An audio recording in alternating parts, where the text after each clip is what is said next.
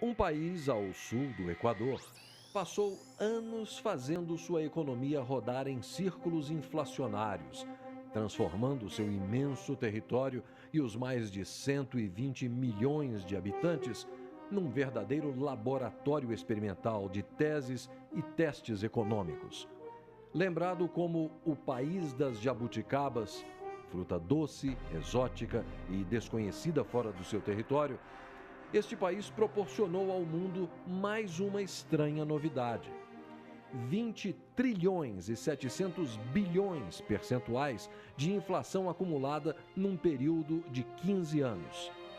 Sem guerras internas ou externas e abençoado por natureza, não havia justificativa racional para o abismo numérico. Não foi apenas mais uma jabuticaba amarga oferecida à ciência política e econômica. Foi um recorde mundial de imposto indireto e concentração de renda.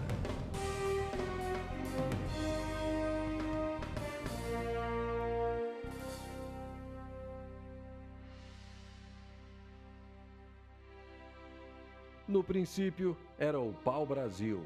Depois a cana-de-açúcar, o cacau, o tecido, os escravos.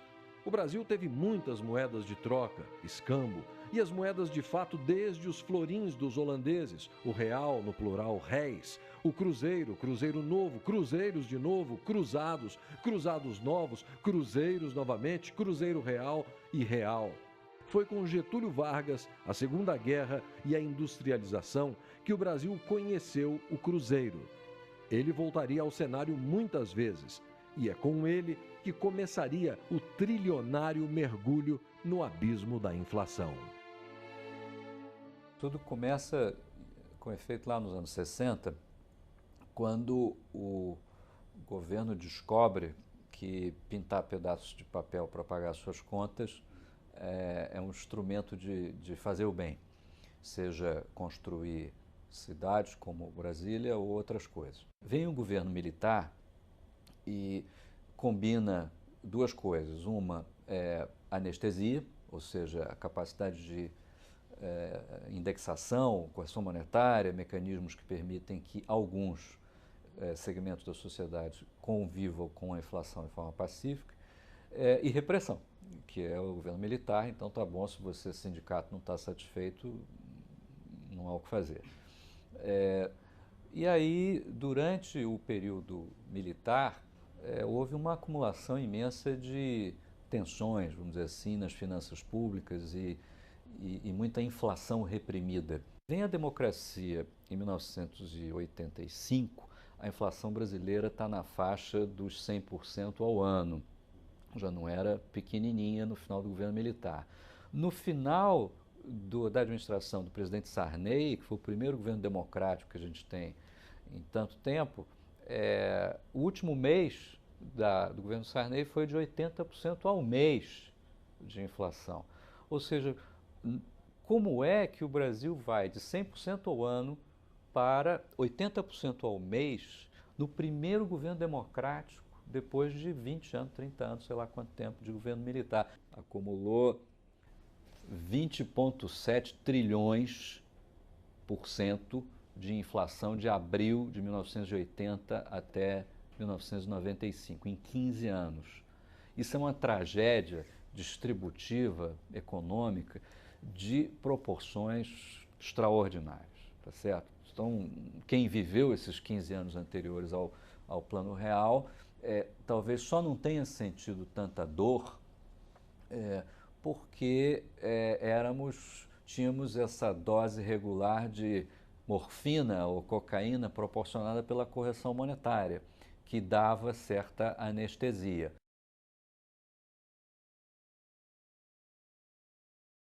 O Banco Central acaba de elevar de 7,25% para 7,5% ao ano o juro básico da economia.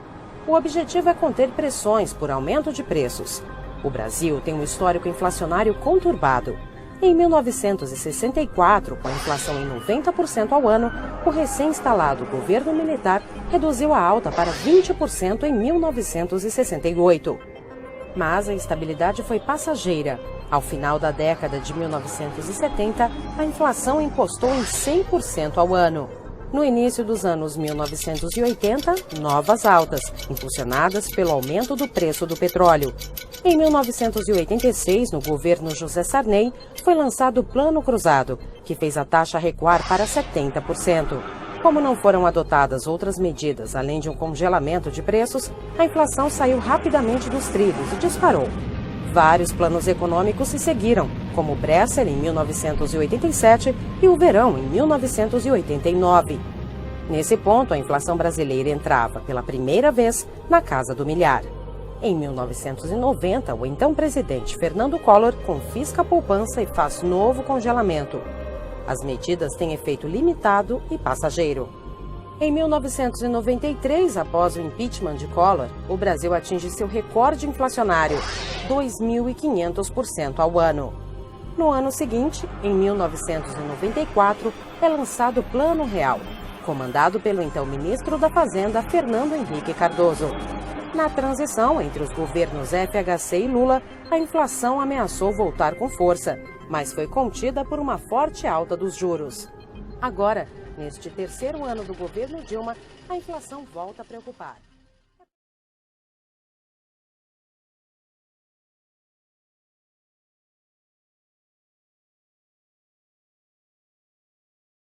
Cada brasileiro ou brasileira será e deverá ser um fiscal dos preços.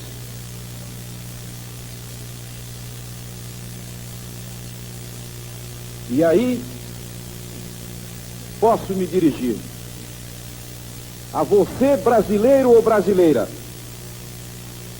para investi-lo num fiscal do presidente, para a execução fiel desse programa em todos os cantos deste Brasil. Ninguém poderá, a partir de hoje, praticar a indústria da remarcação. O estabelecimento que eu fizer poderá ser fechado, ensejar a prisão dos responsáveis.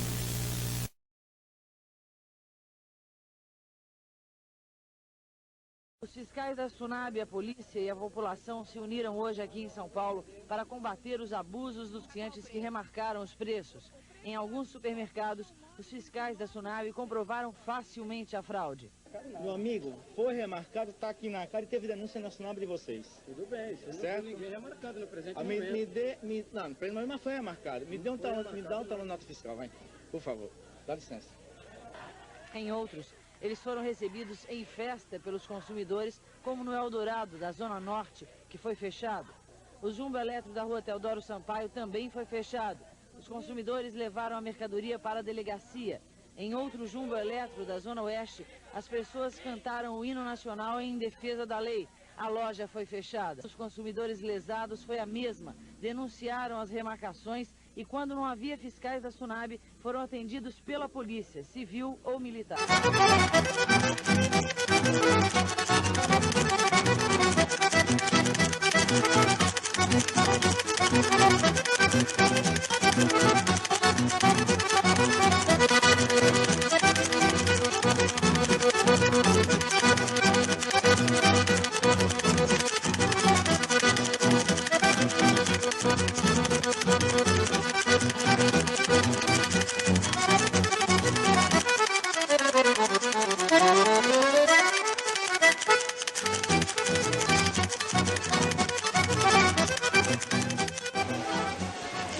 Esse era o Brasil da inflação. Esse era o Brasil do Cruzeiro. Quando você vinha para o supermercado fazer suas compras, a cada dia, a cada semana, todos os meses, os preços iam aumentando. Você ia comprar um pacote de maisena, um mês depois era 15% a mais. Agora não. Nós estamos vivendo o Brasil do cruzado. O Brasil em que a dona de casa, na maioria das vezes, vai fazer a compra com uma lista da SUNAB, com uma lista do governo, que fixou os preços dos produtos, que congelou os preços. Vamos ver aqui nesse supermercado se isso realmente está acontecendo. Leite Ninho, que é um produto fundamental para a criança. Os preços estão congelados? Se a gente abrir essa lista, nós vamos ver leite ninho e pó ninho, 14 cruzados 75 centavos. A gente pega essa lata, 14 cruzados e 75 centavos. Quer dizer, o leite ninho está tabelado nesse supermercado, a maisena está tabelada e vários produtos que nós acabamos de conferir realmente estão tabelados. Neste e em outros supermercados, em lojas, nos armazéns, aparentemente no Brasil do Cruzado o problema da inflação acabou. Mas não é este o único problema que a dona de casa vai ter pela frente. Por exemplo, o leite ninho que está tabelado, até ontem não havia nesse supermercado. Chegou uma pequena remessa e cada cooperante desse supermercado só pode comprar 2 latas pequenas, porque também não existem aqui latas grandes de leite ninho. Mas não é esse o único produto que está faltando, não. Por exemplo, aqui havia chocolate granulado. Este é o último pacote do supermercado e não vai chegar mais, pelo menos o que nós recebemos essa informação. Nesta prateleira está faltando cevada, mate-leão, na outra detergente, faltou carne, faltou leite, vários produtos não estão chegando na casa da dona de casa. E principalmente os remédios estão faltando. Por que isso está acontecendo? Porque as grandes empresas, os grandes empresários, diante do congelamento dos preços, estão deixando de produzir alguns produtos, não estão entregando para os fornecedores para pressionar que os preços voltem a subir. A senhora tem sentido falta de algum produto? Tem sentido falta de sabão para lavar louça, né? Sabão moreninha, o álcool, leite. Tem vários produtos em falta. Inflação. A palavra assusta os brasileiros, principalmente quem enfrentou os tempos de inflação alta nos anos 80, início da década de 90. Você que é jovem, na época muitas famílias faziam estoques de produtos em casa para escapar dos aumentos. Uma pesquisa da FEComércio do Rio de Janeiro mostra que, passados 15 anos, o comportamento do consumidor mudou muito. Compras menores, mais rápidas e bem selecionadas. É o costume hoje nos mercados do país. Pesquiso tudo. E vou comparando. Aonde está mais barato eu compro, onde que está mais caro eu não compro. A inflação oficial do ano passado foi de 5,9%. Pesou no orçamento das famílias brasileiras. Porém, quando comparamos com a situação econômica que o país tinha há 15, 20 anos, notamos que o comportamento dos consumidores mudou bastante, porque os preços não sobem mais naquela velocidade acelerada que nossas reportagens registraram na época. O feijão tem até 7 preços diferentes nos supermercados, dependendo da qualidade do produto. Este aqui é o mais barato, custa 138 cruzeiros o quilo. Mas comparando o preço de janeiro até agora, o feijão aumentou 2.782%. Nos anos 80, as máquinas de remarcar trabalhavam dia e noite. E na tentativa de frear este círculo vicioso, foram muitos pacotes e moedas diferentes. Uma pesquisa da Federação do Comércio do Rio ajuda a entender como foi a mudança no ritmo da inflação. Nos últimos 10 anos, o preço da cesta básica subiu 124%, um aumento bem menor do que o registrado em apenas 3 meses de 1994.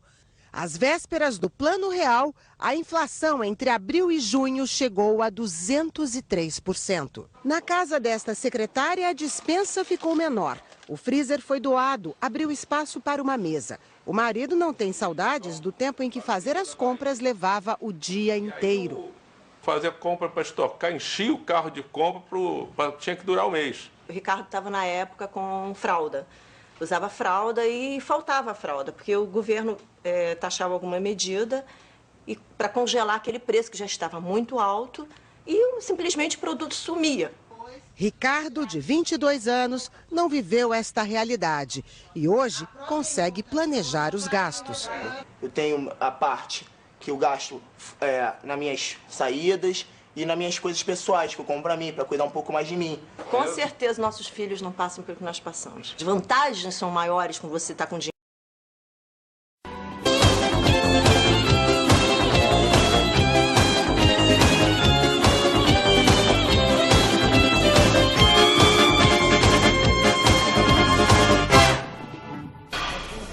Eu preciso comprar alguma coisa que venha uma tal de inflação.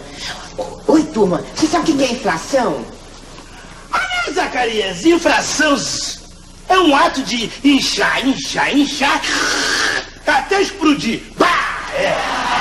Não é nada disso não, Zacarias. Inflação é desvalorização da moeda. Mas que moeda? Eu só uso cédula. Não. Zacarias, a inflação mesmo é um ato que o governo tem de enganar o povo, tentando explicar uma certa verdade que às vezes é muito pior. Nada disso.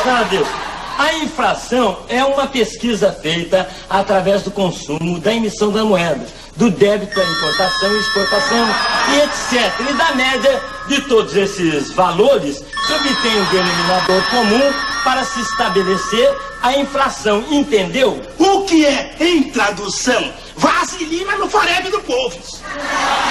Vocês querem saber de uma coisa? Eu não entendi, foi nada, eu entendi bulufas. Eu não sei se vocês me explicaram nada do que é inflação. Olha, Ih, turma, o meu dinheiro sumiu! Viu, Zacarias? Isso é que é inflação.